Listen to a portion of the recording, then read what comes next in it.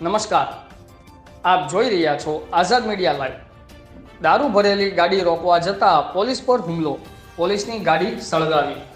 દેવગઢ બારિયા તાલુકામાં આવેલ સાગટાળા કાળિયાકુવા રોડ ઉપર બની ઘટના। 15 જેટલા લોકો મોટરસાઇકલ ઉપર હથિયારો લઈ આવ્યા હતા। પોલીસ પર પથ્થરમારો કરતા પોલીસે સ્વ બચાવ માટે 3 રાઉન્ડ ફાયરિંગ કર્યું। પોલીસ પેટ્રોલિંગમાં હતી તે દરમિયાન બની ઘટના।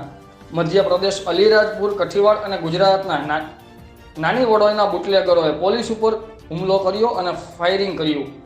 રિપોર્ટર કલ્પેશભાઈ ચૌહાણ, આઝાદ મીડિયા લાઈવ, દાહોદ।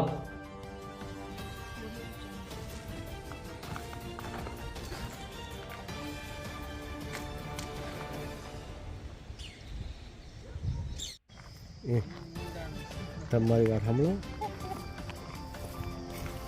અરે હાવ લો